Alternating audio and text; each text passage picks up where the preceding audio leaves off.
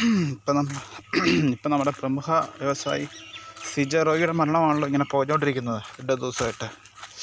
കാര്യം എന്തൊക്കെയായാലും ശോകമായിപ്പോയി.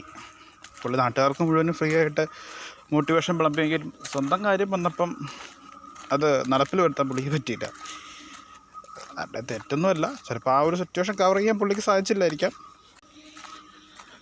പക്ഷെ അതിൻ്റെ പുറകെ ശരിക്കും എന്താ സംഭവിച്ചതെന്നുള്ളത് അന്വേഷണത്തിലൂടെ വ്യക്തമാകണം. എന്നാലേ ഉള്ളൂ അതിനൊരു ക്ലാരിറ്റി കിട്ടുകയുള്ളൂ. പക്ഷേ ഇങ്ങനെ ഒരു ഇൻഫ്ലുവൻസ് ഉള്ള വ്യക്തി ആയതുകൊണ്ട് പുറത്ത് വരുമായിരിക്കാം. നേരെ മറിച്ച് അല്ലാത്തൊരു വ്യക്തിയാണെങ്കിൽ ഇത് എന്തോരം പുറത്ത് വരും എന്നുള്ളത് നമുക്കറിയാൻ പറ്റാത്തൊരു കാര്യമാണ്.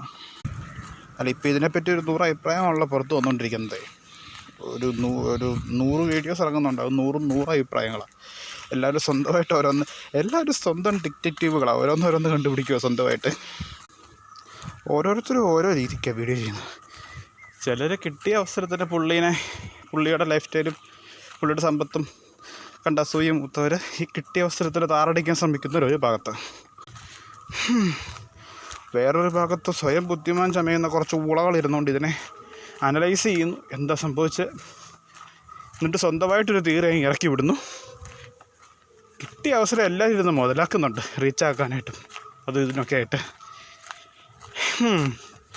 അന്വേഷിക്കേണ്ട ആൾക്കാർ അന്വേഷിക്കുന്നുണ്ടല്ലോ, ഉത്തരവാദിത്തപ്പെട്ട ഉദ്യോഗസ്ഥർ. സത്യങ്ങൾ പുറത്തു കൊണ്ടുവരട്ടെ.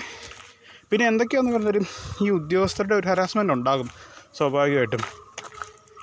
ഒരു ഗവൺമെൻറ് ജോലി കിട്ടിക്കഴിഞ്ഞിട്ടുണ്ടെങ്കിൽ പിന്നെ ചുറ്റുമുള്ളവരൊക്കെ വെറും എന്താ പറയുക, ഞങ്ങൾ വെച്ച് നോക്കുമ്പോൾ ഒന്നും അല്ല എന്നൊരു തോന്നൽ ഇവർക്ക് എല്ലാവർക്കും ഉണ്ടാകും.